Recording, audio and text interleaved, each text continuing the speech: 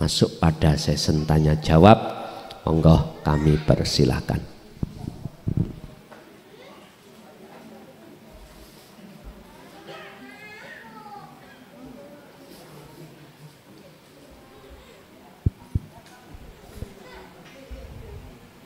Assalamualaikum warahmatullahi wabarakatuh. Monggo bapak-bapak nopo ibu ingkang badhe tanglet.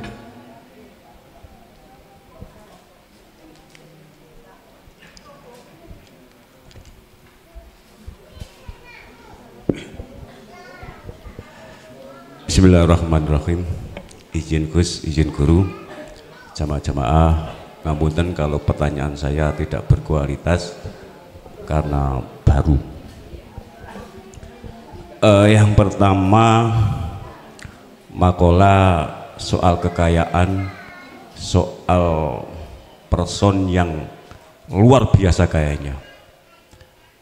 Karena kekayaannya Gus, kemudian beliaunya sosok ini menjadi donatur masjid, menjadi donatur gereja. Hakikatnya, karena pahala itu adalah hari ini bukan tidak menunggu besok, itu apa? Yang pertama. Yang kedua, barangkali nanti sedikit menyimpang, soal nafsu, soal setan yang punya kontrak politik dengan Gusti Allah. Luar biasanya kontraknya, sampai-sampai kalau hamba ini meninggal bari tuntas itulah kontraknya dengan nafsu. Maka pertanyaan saya Gus, sampai pada di titik mana seorang hamba ini tuntas bahwa nafsu itu tidak bisa masuk ke kita? Apakah benar bahwa jenengan pernah di YouTube jenengan Nur Ma'rifat itulah akhir bahwa titik nafsu ini sudah menjadi ibaratnya perang adalah kita adalah menang. Yang ketiga, soal malaikat.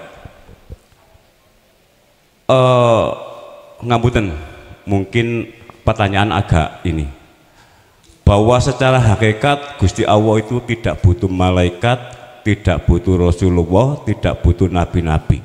Secara hakikat mungkin seperti itu, karena kekuasaannya tidak terbatas. Apakah hakikatnya bagaimana sehingga secara syariat Rasul pasti dibutuhkan karena menyebarkan dan sebagainya, tapi secara hakikat itu kuncinya di apa Gus? Yang terakhir apa tadi ya? Baiat, tapi nanti pengen person Gus. Ya itu. Ya itu nanti itu. Terima kasih Gus. Assalamualaikum warahmatullahi wabarakatuh. Waalaikumsalam warahmatullahi wabarakatuh. Jini aku lali aja salah no lawali. Oke, pertama pahala tergantung si pelaku itu makomnya di mana. Kalau si pelaku makomnya di amiku makom umum. Setiap ibadah apapun mesti orientasinya pahala. Surga. Saya tanya, surga pahala itu makhluk apa bukan? Bapak yang tanya tadi lah. Surga atau pahala itu makhluk apa kholik? Makhluk. Oke. Kalau surga itu makhluk, maka pahalanya adalah seneng digumno wong. Pahala di dunia yang ditanyakan pahala di dunia tadi. Ati seneng diwahni wong. Lha wis ya iku. Nah terus pahala akhirat ketemu enggak? Zong. Tahu zong? Pandangan apa zong? Hakikat. Karena apa? Kita kan menghadapnya makhluk. Coba diresapi surat Al-An'am 79. Ada dua kategori di situ. Ada seseorang waktu ngibadah itu betul-betul ini wajah tu wajah. disebut karena Allah sebenar-benarnya. Ini dikatakan wama ana minal musyrikin, sudah tidak ada unsur menyekutukan Allah. Yang kedua, ada seseorang ahli ibadah yang disebut al-ubad, itu hatinya menghadap selain Allah. Apa? Sifatnya Allah, lilladzi fataras samawati wal ard, isine langit lan bumi. Cara waktu ngibadah hatinya menghadap pahala, menghadap surga, padahal itu makhluk. Lesan aja mengatakan lillahi ta'ala, tapi praktek kita hati tidak, maka pahalanya dia suka, seneng, atau dapat pujaan orang lain. Wong donatur ya Pak, mesti orang lain sugih kae, kok gak ditegeni iki, gak dadi. Lah ngoten nggih. Wis. Terus bagaimana ayatnya? Al-An'am 79 masuk di dalam Al-An'am 77-78. Itu laksana wasyamsa wal qamara, laksana kita menyembah matahari atau menyembah bulan. Akhirnya ayatnya wa ana minal musyrikin. Ya udah, ini yang pertama. Yang pertama, jikalau si pelakunya ini betul-betul lillahi ta'ala, isini lillahi ta'ala itu gini ya Pak, husnul a'mali nataiju husnil akhwal min qalbin zahidin. Ketika jasmaninya melakukan sesuatu, ruhania ini tidak merasa dirinya yang melakukan. Terus siapa? Allahnya.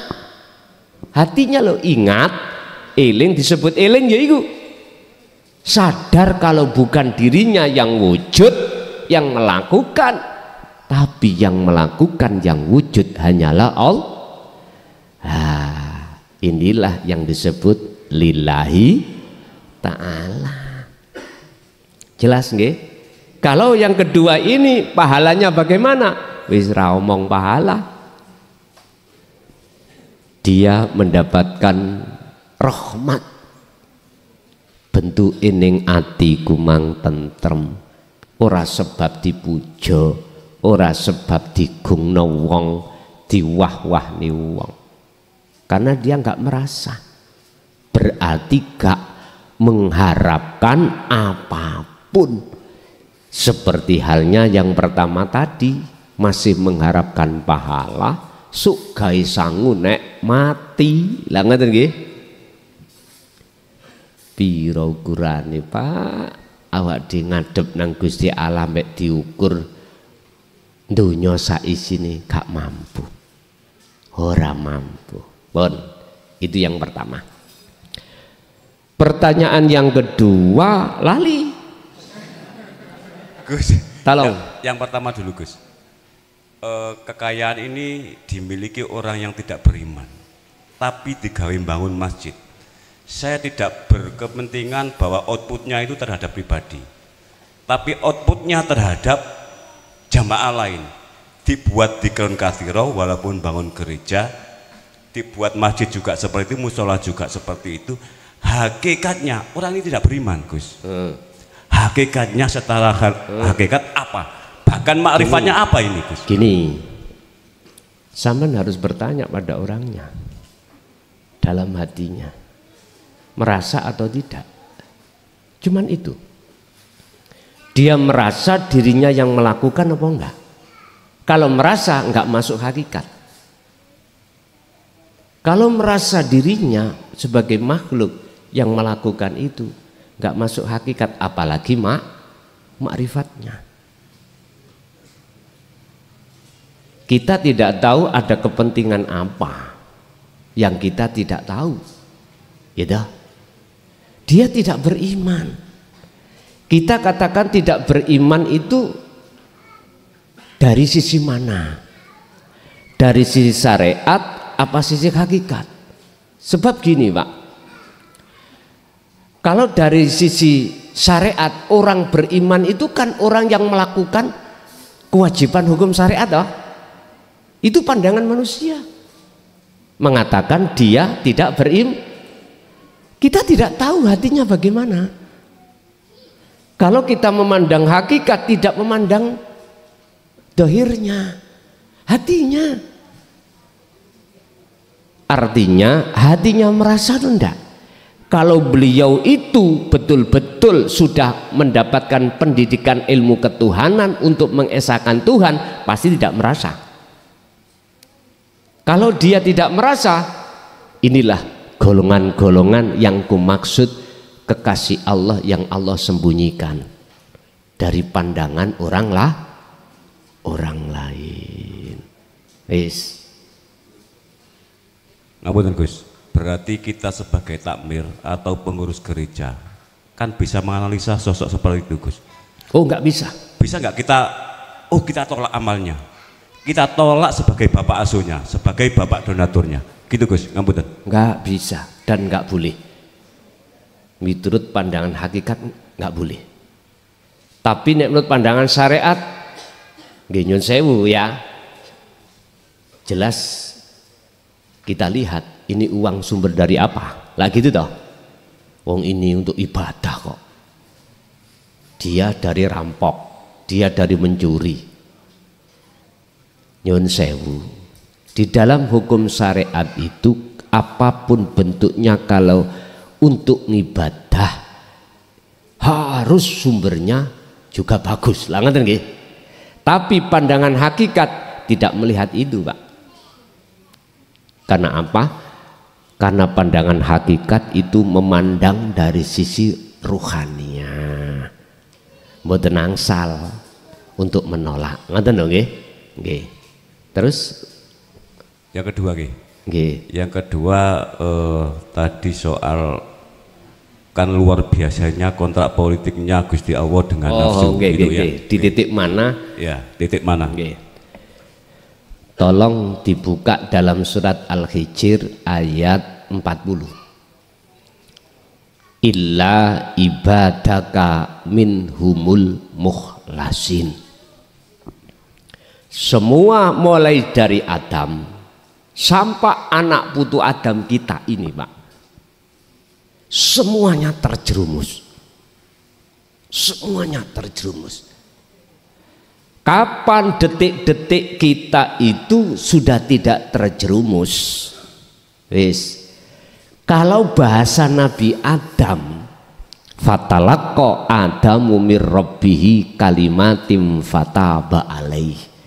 Ketika detik-detik Nabi Adam itu mau menerima kalimat. Apa kalimat itu? Wahyu. Isinya wahyu, yakfur bitaghut wa yu'min billah. Tinggalkan iman selain Allah, bukan Allah nama lo maksud gue ya. Wa yu'min billah, terus membangun iman hanya dengan Allah. Wis iki Nabi Adam. Kan ngene, Dam enak ning donya mboten Gusti nyonyor kabeh. Nggih. Pingin makan nanas saya leren nandur. Ngoten toh? Leren nandur. Dulu di surga apa kepinginan oke. Langsung teko. Sama jenengan waktu kecil ngomong nang mboke. Kita bicara sama bapak lan ibu. Bu, pingin kerupuk. Arek kecil itu nggak butuh kerja, langsung teko ditukokni. Lah kok kita gelem dadi dewasa, akil balik, mulai wis. Lah memang iki hukum Pak, sunatullah, proses harus berlaku.